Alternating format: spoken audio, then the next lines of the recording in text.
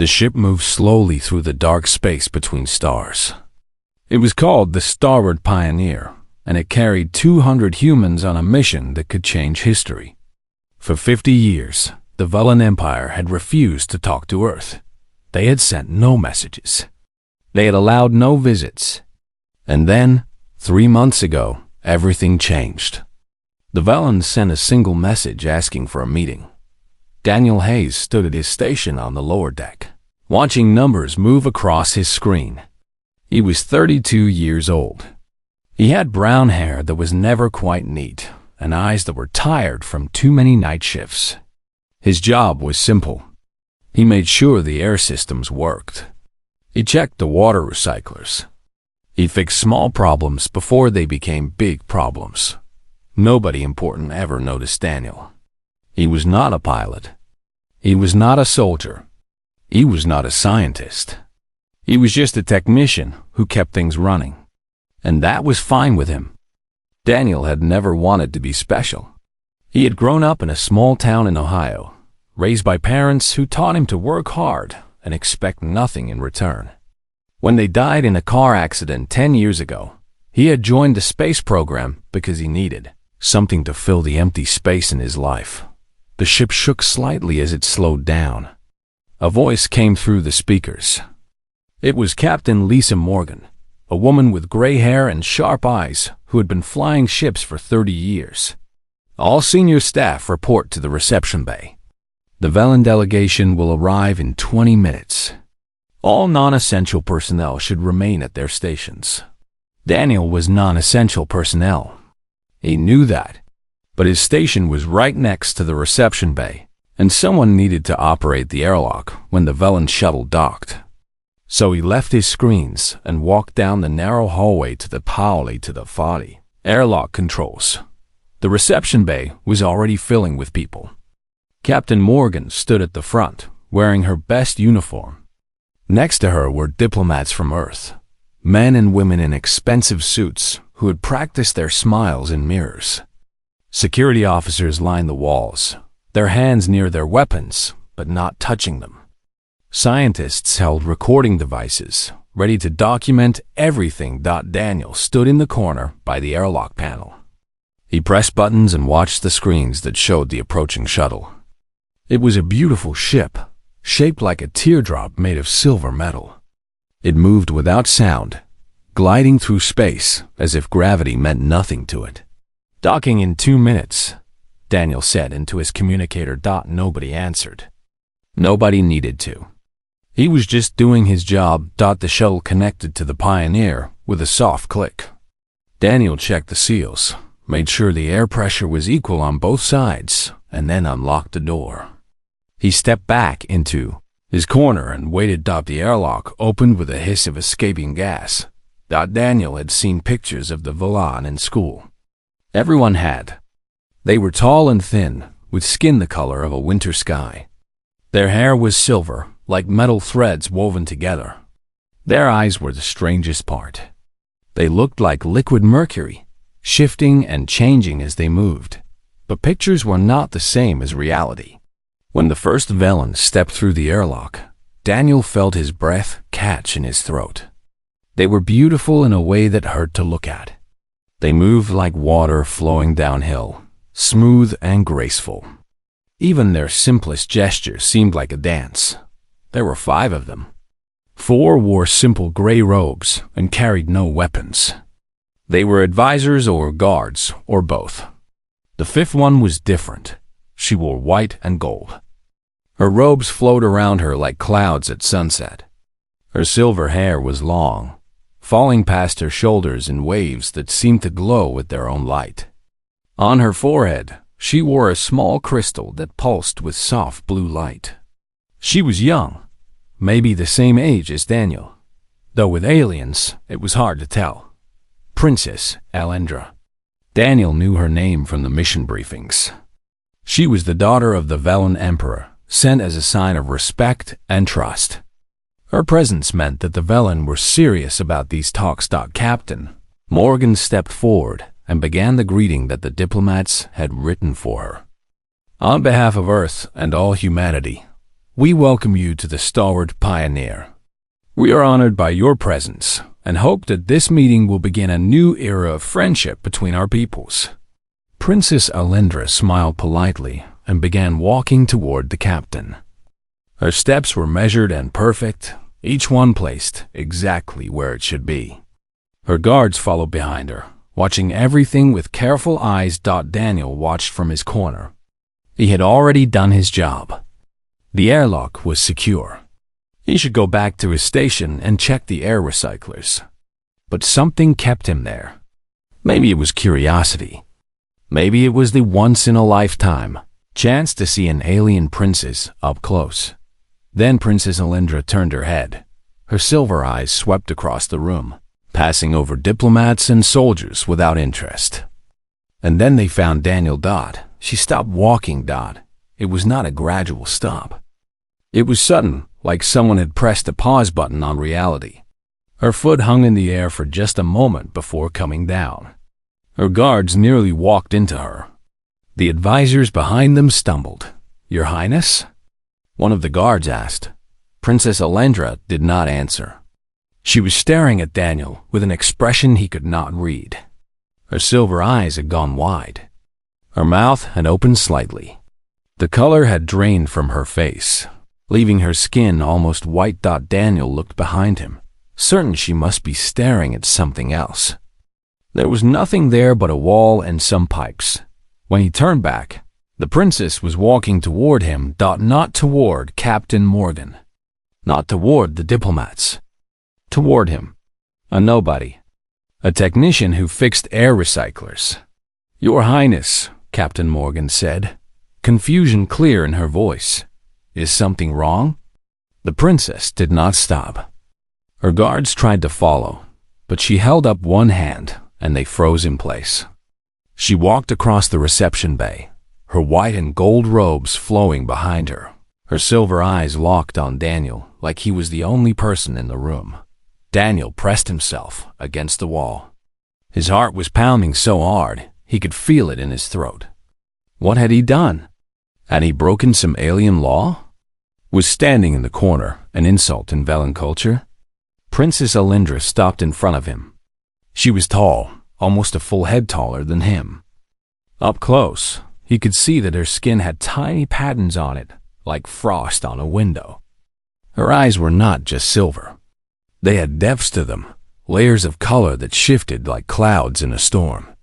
"It cannot be," she whispered. Her voice was soft and musical, like wind chimes in a gentle breeze.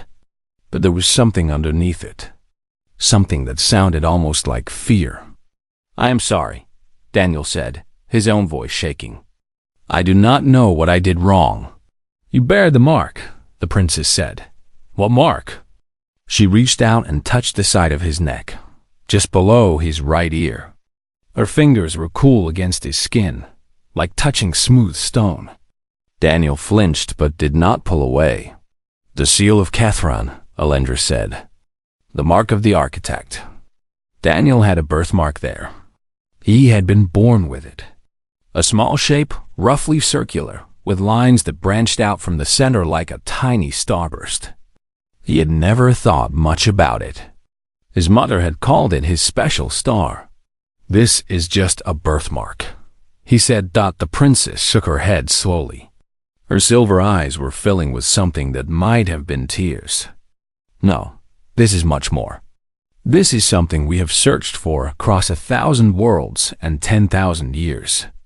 Captain Morgan had reached them now, her face a mask of professional calm that barely hid her confusion. "Princess Alindra, perhaps we should discuss this privately." But the princess was not listening. She was still looking at Daniel, and now he could see that her expression was not just shock or fear. It was hope. Desperate, painful hope. "You do not know," she said quietly. "They never told you.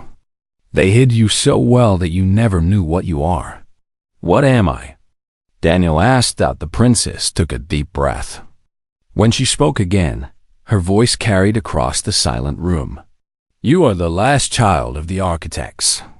You carry within you the legacy of beings who once saved my people from death. And now, Perhaps you can save us again." Daniel stood there, a technician in a worn uniform, surrounded by diplomats and soldiers and aliens. And he wondered if he was dreaming. He was not dreaming. And his life would never be the same. The captain's ready room was a small space with a single table and 4 chairs. It was meant for private meetings, not dramatic revelations about ancient legacies. Daniel sat on one side of the table. Princess Alindra sat on the other. Captain Morgan had wanted to stay, but the princess had insisted on speaking with Daniel alone. "This is not standard protocol," Captain Morgan had said. "What I must tell him is not standard information," the princess had replied. "He deserves to hear it without an audience." And so Daniel found himself alone with an alien princess who claimed he was something more than human. The door was closed. The walls were thick. Nobody could hear them. "You think I am crazy," Alindra said. It was not a question. "I think there has been a mistake," Daniel replied carefully. "I am just a technician. I fix air systems. I check water recyclers. I have never done anything important in my entire life. Tell me about your family." Daniel blinked at the sudden change of topic. "My family? Your parents. Your grandparents. Where did they come from? What do you know about your blood?" "My mother was a teacher.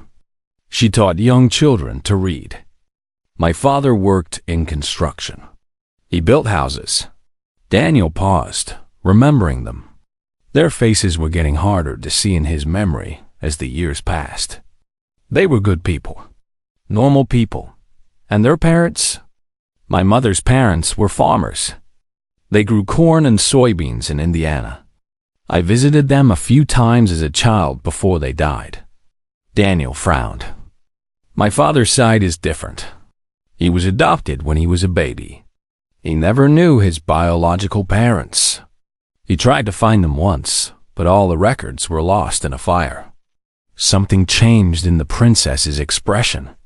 Her silver eyes seemed to glow a little brighter. Lost in a fire. How convenient. What do you mean? Alindra stood up and walked to the small window that looked out at the stars. A reflection floated in the glass like a ghost. 10,000 years ago, she began, my people were dying. A plague had spread across our worlds. It killed millions in the first year, then billions. Our doctors worked without sleep.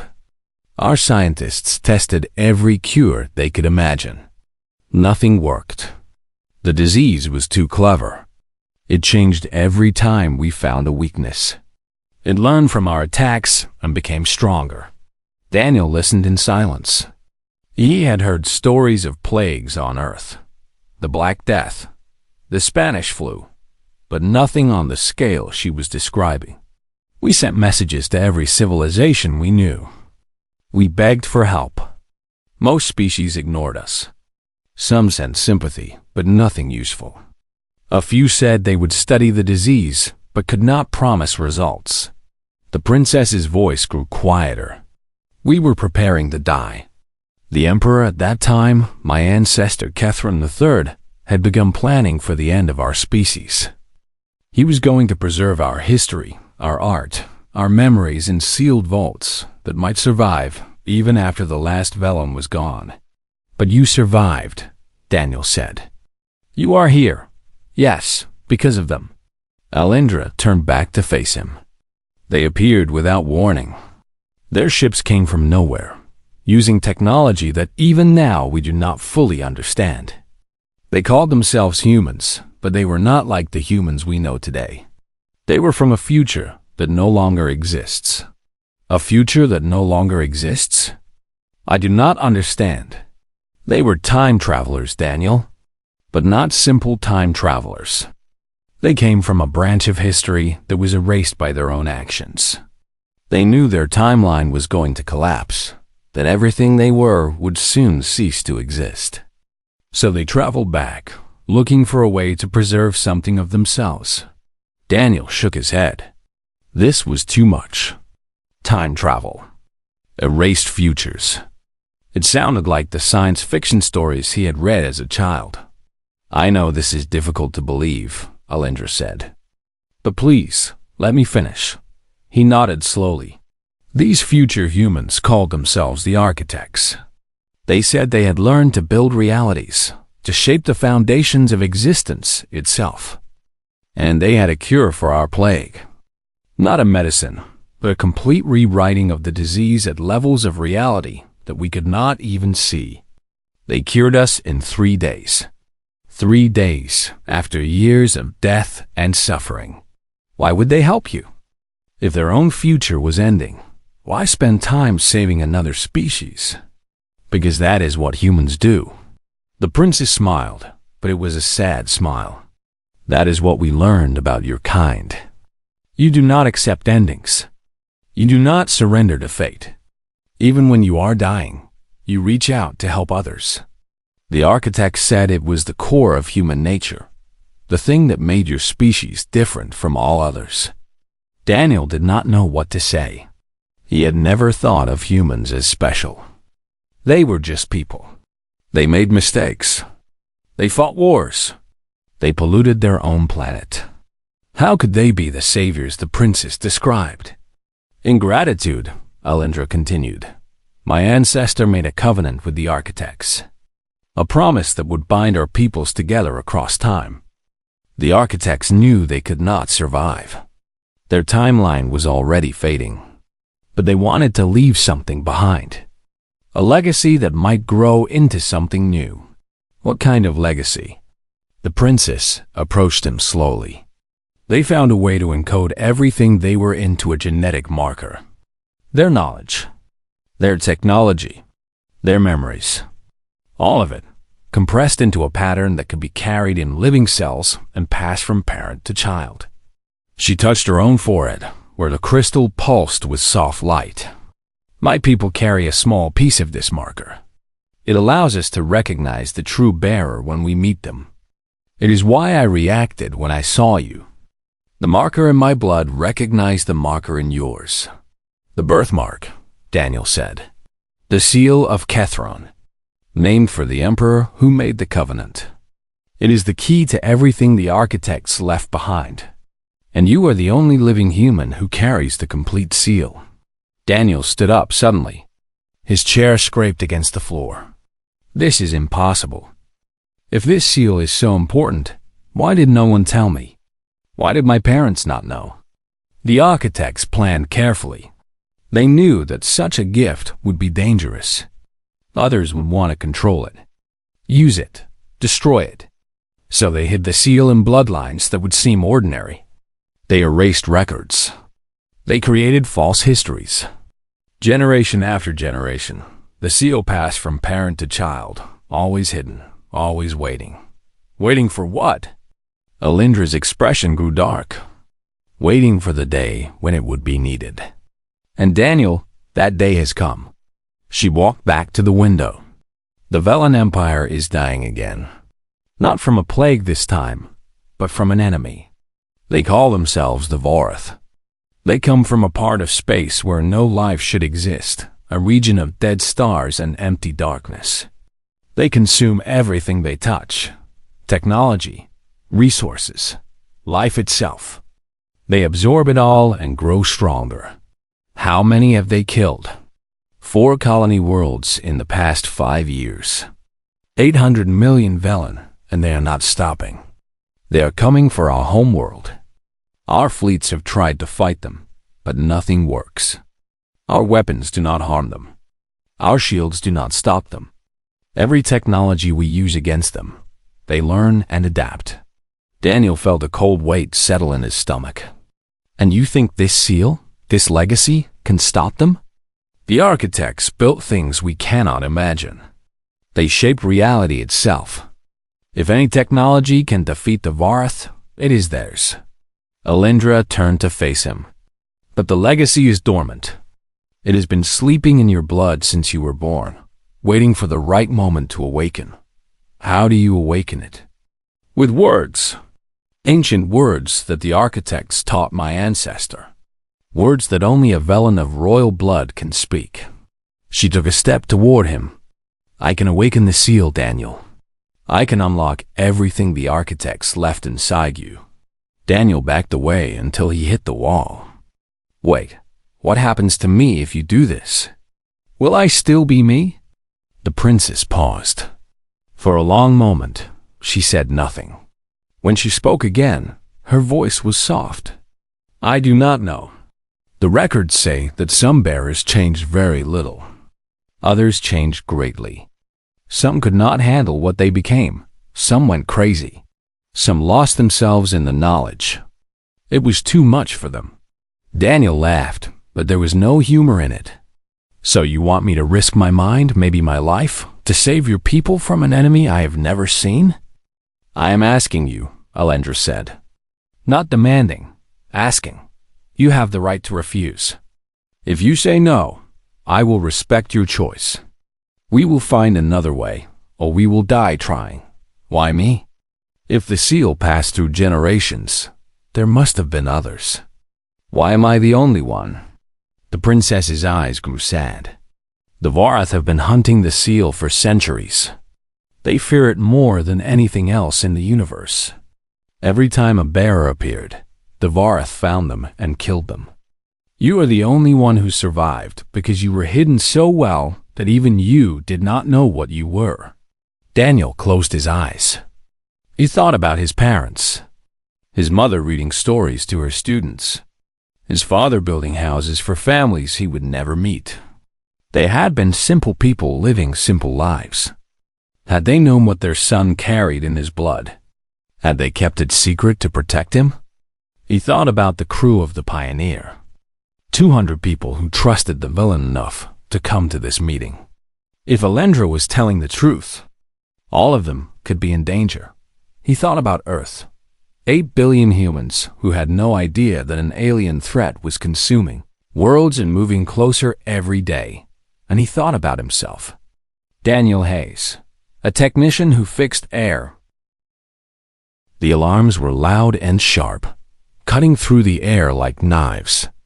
Red lights flashed in the hallway as Daniel and Princess Alindra ran toward the bridge. Crew members rushed past them, their faces tight with fear. Captain Morgan was already at her command chair when they arrived. Her eyes were locked on the main view screen, where 3 black shapes moved against the stars. Report, she demanded. 3 unknown vessels, Captain, said Kevin Park, the navigation officer. He was a young man with steady hands and a calm voice, but Daniel could see sweat on his forehead. They appeared from nowhere. No warning, no signal. They just appeared. Configuration? Nothing in our records. They do not match any known design. Daniel looked at the screen. The ships were strange. They had no clear shape, no obvious engines or weapons. They looked like shadows that had learned to fly, dark and shifting, as if they were made of something other than solid matter. Those are Vorath hunters, Princess Alindra said. Her voice was steady, but Daniel could see her hands shaking at her sides. 3 of them. Probably scouts for a larger fleet. Captain Morgan turned to look at her. You said they were attacking your worlds. Why are they here? The princess glanced at Daniel. They sensed him. The seal gives off a small energy signal. Most species cannot detect it, but the Vorath have been hunting it for centuries. They must have traced it here. Every eye on the bridge turned to Daniel. He felt like he was standing naked under a spotlight. Can we outrun them? Captain Morgan asked. No, Alendra replied. Vorath hunters are faster than anything you have. They will catch us before we can reach safe space. Then we fight. Your weapons will not work. The Vorath use technology stolen from the architects. They can shift their ships out of normal space, becoming partly unreal. Your missiles and lasers will pass through them like light through glass. As if to prove her point, the Vorath ships fired. There was no flash of light, no visible beam. One moment, the shields were at full power. The next moment, the Pioneers shook as something tore through them like they were not there. Shields down to 60%, Park reported. That should not be possible. Their weapons are ignoring our defenses. Captain Morgan gripped her chair. All hands, prepare for combat. Launch fighters. Charge all weapons. The ship came alive with activity. Pilots ran to their ships. Gunners took their positions. Engineers worked to strengthen the shields that seemed useless against the enemy. Through the view screen, Daniel watched the Velen escort ships moving to intercept the Vorath. They were beautiful vessels, silver and graceful, built for speed and power. Their weapons fired in streams of blue light that lit up the darkness of space. The Vorath ships did not even try to dodge.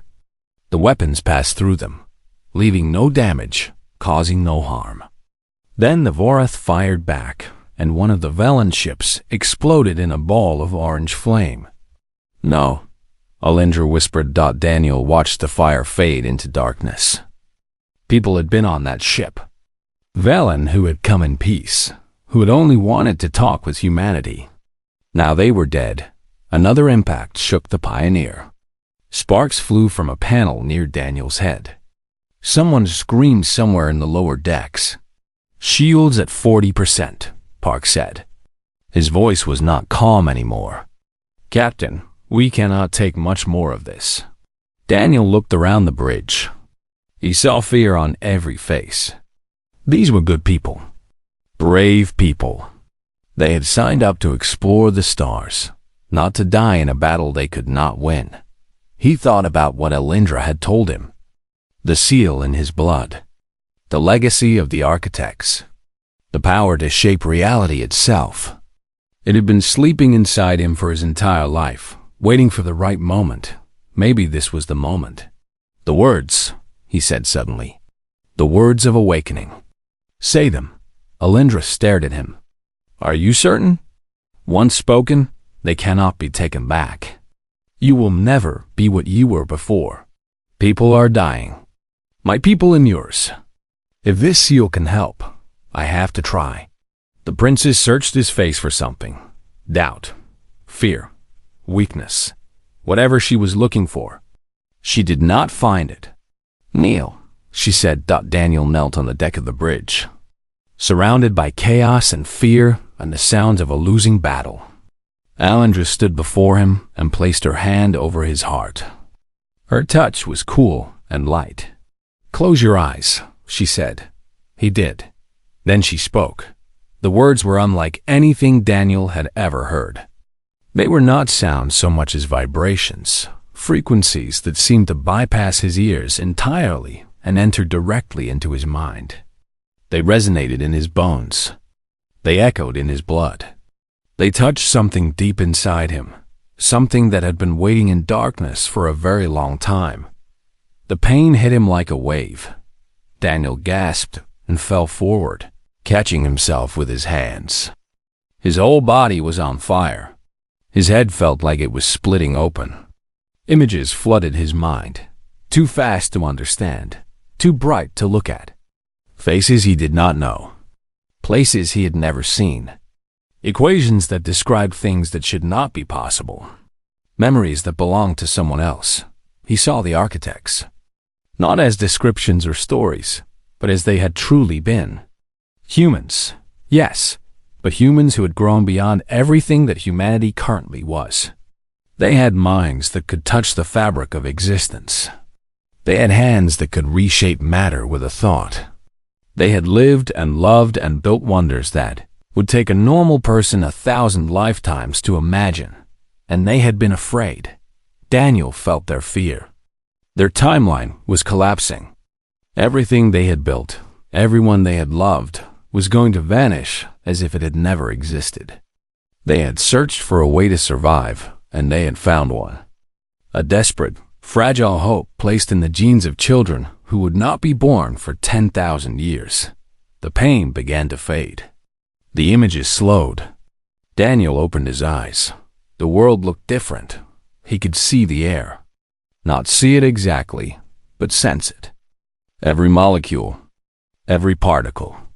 The ship around him was no longer just metal and plastic.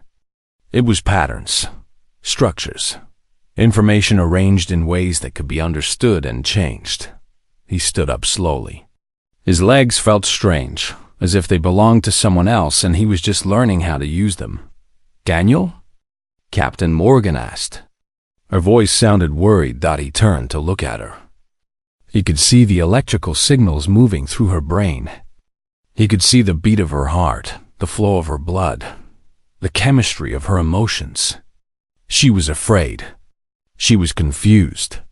But underneath it all, she was determined to protect her crew no matter what.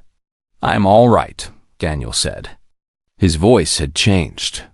It carried overtones now, harmonics that had not been there before. "Better than all right. I understand now." He walked to the operations console. His hands moved across the controls with a speed and precision that surprised even him. He was accessing systems that the crew did not know existed. Programs buried deep in the ship's computers that had been waiting for someone who could read them. The architects built safeguards into every piece of technology they influenced, he explained. The Vorath use stolen architect devices to phase through shields. They think these devices belong to them now. They are wrong. He entered a command sequence. It was long and complex, a language that combined mathematics and music in something that had no name in any human tongue. Outside the ship, the Vorath vessels froze. Their weapons stopped firing. Their engines went dark. They hung in space like toys whose batteries had died. "What did you do?" Park asked in amazement. "I reminded their technology who built it," Daniel said. "The architect devices in their ships have shut down. They cannot move. They cannot fight. They cannot phase through our shields anymore." The bridge was silent for a long moment. Then someone started to cheer. Others joined in. The sound spread through the ship as word of the miracle passed from deck to deck. But Daniel was not celebrating. He was looking at the view screen, at the 3 disabled ships floating helplessly in space. He could feel them now, the Vorath inside. They were not evil. They were not monsters. They were something else, something desperate, something broken. "They are afraid," he said quietly. Alindra came to stand beside him. "What do you mean?" "The Vorath. I can sense them now. Their minds are different from ours, but some things are the same everywhere. Fear is one of them." Daniel turned to face her. "They are not attacking because they want to conquer. They are attacking because they are terrified. Terrified of what the seal represents. Terrified of what I might do to them. They have destroyed billions of lives. I know. And whatever happens next, they will have to answer for that. But right now, I want to understand them. I want to know why they became what they are." He looked back at the screen. "Because I have a feeling that the key to stopping them is not more weapons. It is something else entirely." The princess studied him with her silver eyes. "You have changed, Daniel Hayes." "Yes," he agreed. "But I think I am still myself. At least, the parts that matter." He hoped he was right. 1 year had passed since the day Daniel spoke to the Vorath mind. He stood in the garden on the Velen homeworld, watching ships from a dozen different species pass overhead. The sky was the same sunset orange it had always been, but everything else had changed. The war had ended without another battle. The negotiations had been long and difficult. The Vorath had centuries of pain and hunger driving them, and those feelings did not disappear overnight. But slowly, carefully, progress had been made. Scientists from Earth and the Velen Empire had studied the Vorath biology. They had discovered that the Vorath hunger was not just physical. It was a wound in their very existence, a hole left behind when their home stars died. They needed energy to survive, but what they really needed was connection, contact with other minds, a sense of belonging to something larger than themselves. The solution had come from an unexpected place. A young human doctor named Grace Cooper had proposed using the architect's technology to create what she called energy bridges. These were connections between the Vorath and willing volunteers from other species, allowing energy to flow both ways. The Vorath received what they needed to survive. The volunteers received access to Vorath memories and experiences, a sharing that enriched both sides. It was not a perfect solution. Some Vorath could not accept the change. Some chose to remain in the dead zone, clinging to their old ways. But many others had embraced the new path. They were learning to build again, to create, to feel things other than hunger and fear. Daniel heard footsteps on the stone path behind him. He did not need to turn around to know who it was. In the past year, he had grown to know her presence as well as he knew his own heartbeat. Alindra came to stand beside him. She was wearing simple clothes again, a blue dress that matched the color of her skin. Her silver hair was loose around her shoulders. She looked tired but happy. "The council session is over," she said. "The Vorath representatives have formally applied for membership in the Galactic Alliance. How did the vote go?" 60 to 12 in favor. With restrictions, of course. They will be watched carefully for the next decade. But it is a start. Daniel nodded. A year ago, the Velen Council would have voted to destroy the Vorath completely. Now they were welcoming them as potential partners. It was a small miracle, one of many that had happened since the awakening of the seal. "You look troubled," Alindra said. "Not troubled. Just thinking." "About what?" Daniel turned to face her. In the golden light of the eternal sunset, she looked almost like an angel from one of his mother's old religious paintings. Beautiful and strange, and somehow exactly right. "I was thinking about what all of this means," he said. "The seal. The architects. Everything that has happened. And what conclusion have you reached?" He smiled slightly. "I spent my whole life thinking I was ordinary, unremarkable, forgettable. I fixed air recyclers and water systems. I never did anything important. And then you walked onto the Pioneer and everything changed. Do you regret it?" "No, that is not what I mean." Daniel took her hand gently. Her skin was still cool against his, like touching smooth stone. "The architects did not give me anything that was not already there. The seal just unlocked what humans already have inside them. The refusal to accept defeat. The drive to help others. The belief that problems can be solved if we try hard enough." Alindra listened in silence, her silver eyes watching his face. "Every human has that potential," Daniel continued. "Every single one. The construction worker who builds a house for someone he will never meet. The teacher who helps a child learn to read. The doctor who stays up all night trying to save a patient. We do not need ancient technology or genetic legacies to be remarkable. We do it every day, in small ways that add up to something bigger. But you are special, Daniel. You carry the architect's knowledge.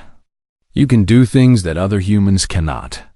I can do them faster, easier, but give any human enough time and support, and they can accomplish the same things." That is what the architects understood. That is why they chose humans to carry their legacy. Daniel squeezed her hand gently. They saw something in us that we do not always see in ourselves. The potential to be more than we are. To reach beyond our limits. To refuse to stop trying even when everything seems hopeless. Alindra was quiet for a moment. Then she asked, "Is that why you offered peace to the Vorath instead of destruction?" "Yes, and because I believe that what is true for humans is true for everyone. Every species has the potential to be more than they are. The Vorath lost their way, but they could find it again if someone was willing to help them. You took a great risk. If you had been wrong, billions could have died. I know. But being human means taking risks for things that matter. It means betting on hope even when the odds are against you." Daniel looked up at the ships crossing the sunset sky. The architects faced the end of their entire existence, and they still reached out to help others. They still planted seeds for a future they would never see. That is what it means to be human. That is what makes us remarkable. A new ship was approaching, larger than the others. It was a joint design, Human Velen Vorath, the first of a new class that would explore regions of space that no one had ever seen. It represented everything they had built in the past year. Partnership, trust, hope. There is something I have wanted to tell you, Alindra said suddenly. For some time now. Daniel turned to look at her. What is it? When I first came aboard the Pioneer, I was desperate. My people were dying. I would have done anything, used anyone, to save them. When I saw the seal on your neck, I saw a weapon. A tool to destroy our enemies. And now? Now I see a man. A good man who has taught me that strength does not come from weapons or technology. It comes from the courage to reach out instead of strike. To build instead of break. To offer kindness when anger would be easier. She stepped closer to him. I did not come here just to give you news about the council. I came because I wanted to thank you. And to tell you that whatever happens next, I want to face it with you, together. Daniel felt warmth spreading through his chest. In the years since his awakening, he had learned to control powers that could reshape reality. He had negotiated peace between species that had been enemies for centuries. He had unlocked secrets that had been hidden for 10,000 years. But this moment, standing in a garden with a woman he had grown to love, felt more important than all of that. I would like that, he said softly. Alindra smiled. It was not the diplomatic smile she had worn on the Pioneer. It was real and warm and just for him. Above them, the new exploration ship broke through the atmosphere and climbed toward the stars. It carried a crew of all three species, working together toward a future that none of them could have imagined alone. Daniel watched it rise and felt something he had rarely experienced before his awakening. Peace, real peace. Not just the absence of conflict, but the presence of hope. He had learned the truth he never knew. Not just about the seal, or the architects, or the power sleeping in his blood. The deeper truth. The one that mattered. Humans were not special because of some ancient legacy. They were special because of who they chose to be. Every day, in a million small ways, ordinary people decided to be kind, to be brave, to help others. They reached out across differences and built connections. They refused to give up even when things seemed impossible. That was the real truth of humanity. The truth the architects had seen and preserved. The truth Daniel would spend the rest of his life trying to share. He took Alindra's hand again, and together they watched the ship disappear into the orange sky, carrying hope toward distant stars. The story was not over. It was just beginning. But for the first time, Daniel was ready to see where it would lead. And somewhere in his blood, the seal pulsed gently, a gift from the past waiting to become a promise for the future. The end. 3 months had passed since the battle. Daniel sat in a laboratory on the Velen homeworld, surrounded by technology that would have seemed like magic a year ago. Now it seemed simple, almost basic. The knowledge in his head had changed how he saw everything. Through the window, he could see the capital city of the Velen Empire. Towers of white crystal rose toward a sky that was always sunset orange. Flying vehicles moved between the buildings like schools of fish swimming through water. It was beautiful, peaceful, and it was all under threat. Princess Alindra entered the laboratory. She wore simple clothes today, not the formal robe she had worn on the Pioneer. In the months since his awakening, Daniel had learned that she preferred simple things. She was not like the other royals he had met. She did not care about ceremony or status. She cared about results. The fleet is almost ready, she said.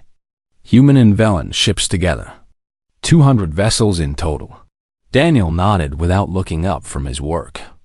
He was adjusting a small device, something that looked like a crystal ball filled with golden light. It will have to be enough. What is that? A communicator, but not like any we have used before. He held it up to the light.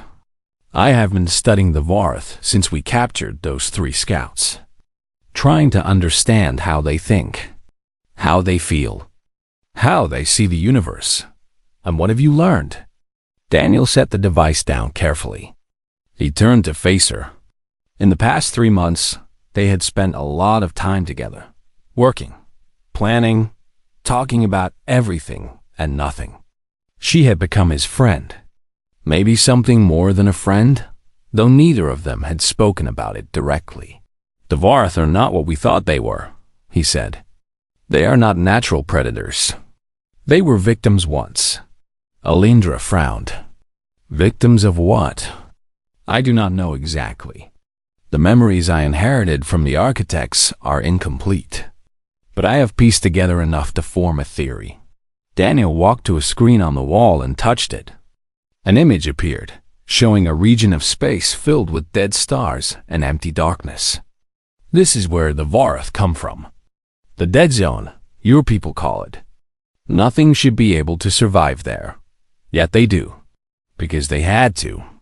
Something terrible happened in that region long ago. A disaster of some kind. Everyone who lived there died, except for a few who found a way to survive by becoming something else.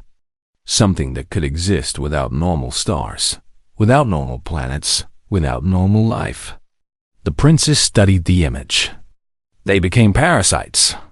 In a way, they lost the ability to create things for themselves, to grow, to build. The only way they could survive was to take from others. Technology, resources, life energy. Daniel touched another control, and the image changed. It showed a Varth ship, all shadows and shifting darkness. They are not evil, Alindra. They are starving. They have been starving for thousands of years, and they do not know how to stop. They have killed billions of my people. Do you expect me to feel sympathy for them? No. What they have done is terrible. They must answer for it. But I want you to understand something. Daniel turned to face her directly.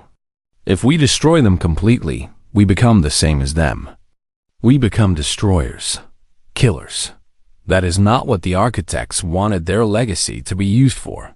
Alindra was quiet for a long moment. When she spoke again, her voice was softer. What do you propose instead? Communication, understanding, finding out what they really need, and seeing if we can help them get it without killing anyone else. He picked up the crystal device again. This communicator is designed to work on frequencies that the Varth can understand. It will let us talk to them. Really talk, not just exchange threats. You want to negotiate with an enemy that has shown no mercy to anyone. I want to try. The Varth have been hunting the seal because they fear it. They think I am going to destroy them. What if I offer them something else instead? What if I offer them hope? The princess looked at him for a long time. Her silver eyes searched his face, looking for doubt or weakness or foolishness. Whatever she found seemed to satisfy her. You are either the bravest man I have ever met, she said, or the craziest. Daniel smiled slightly. Maybe both. 2 days later, the fleet assembled at the edge of Velen space. Daniel stood on the bridge of the flagship, a massive vessel called the Covenant of Light. It was crewed by both humans and Velen, working side by side in a way that would have seemed impossible a year ago. Captain Morgan was there. She had refused to stay behind on Earth.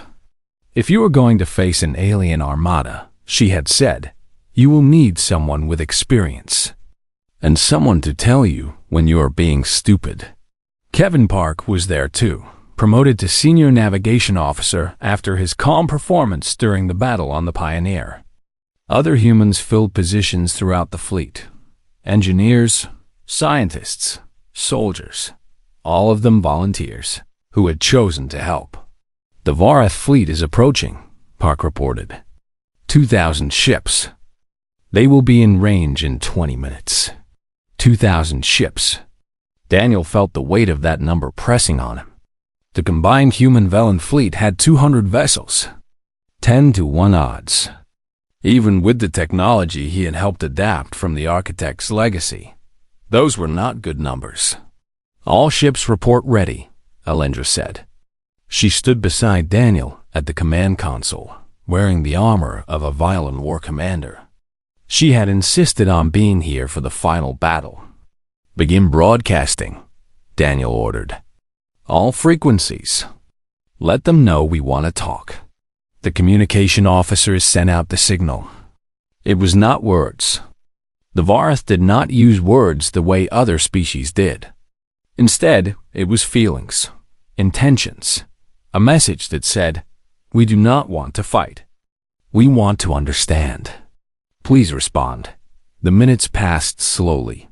The Varath fleet grew larger on the screens. Daniel could see individual ships now, shadows against shadows. A darkness that seemed to swallow light itself. "No response," Park said quietly. "Keep broadcasting." "Daniel," Captain Morgan said, "if they do not respond, we may need to fire first. Catch them off guard before they can use their phasing technology." "Not yet. Give them more time." "We may not have more time." The Varath fleet was almost in weapons range now. 2,000 ships spreading out in a formation that would allow them to attack from all sides at once. Daniel could feel them through the seal, their hunger and fear mixing together into something that was almost madness. Then something changed. One of the Varath ships broke formation. It moved forward, away from the others, approaching the human-Velen fleet alone. It was not attacking. It was not even weapons ready. It was just moving toward them, slowly, carefully. "They are responding," Alendra breathed. The lone ship stopped at a distance that, for space combat, was very close. Almost touching. Daniel could feel the mind inside it, a consciousness so different from his own that it was almost impossible to understand. But not completely impossible. There were points of connection. Shared feelings that crossed the gap between species. Fear, desperation, and underneath it all, buried so deep it was almost gone, hope. "Open a channel," Daniel said. "Not radio, not visual. Use the device I built." An officer activated the crystal communicator. Its golden light spread across the bridge, touching everyone and everything. And suddenly Daniel was not just standing on the flagship. He was also somewhere else. A place that was not quite real. A meeting ground between minds. The Varath was there with him. It had no body in this place. It was just a presence, a feeling, a collection of thoughts that swirled like smoke in wind. But Daniel could sense its age, its weariness, its terrible, endless hunger. "Who are you?" It asked, not in words but in feelings. "I am Daniel. I carry the seal of the architects. I came to talk, not to fight." The architects. The presence seemed to shiver. "We remember them. They tried to stop us once. They failed. They did not fail. They chose not to destroy you. There is a difference. Confusion from the Varath. Why would they choose that? We were their enemies. We would have consumed them if we could, because destruction was not their way. It is not my way either." Daniel pushed his feelings outward, trying to share what he knew. "I have seen what you were before the disaster. You were builders once, creators. You had art and music and love. You lost all of that when your stars died. The presence was silent for a long moment. Then, very quietly, you know our history. I know some of it. I want to know more. I want to understand why you became what you are. And I want to find out if you can become something else. We cannot change. We have tried. The hunger always returns. Maybe you have been trying the wrong way. Daniel reached out with his mind, touching the Vorath presence gently. What if you did not have to be alone? What if you would help? The presence pulled back, defensive and suspicious. Help? From you? The seal bearer? You could destroy us all with a thought. I could. But I do not want to. I want to help you heal. Daniel paused, choosing his next words carefully. The architects believe that no one is beyond redemption. That even the most broken things can be fixed if someone cares enough to try. I believe that too. Let me try to help you. The Vorath presence was quiet for a very long time. Daniel waited. Outside, in the real world, 2 fleets hung in space, weapons ready, everyone waiting to see what would happen next. Finally, the presence spoke again. What would you ask of us? Stop the attacks. Stop the killing. Allow us to study your biology, your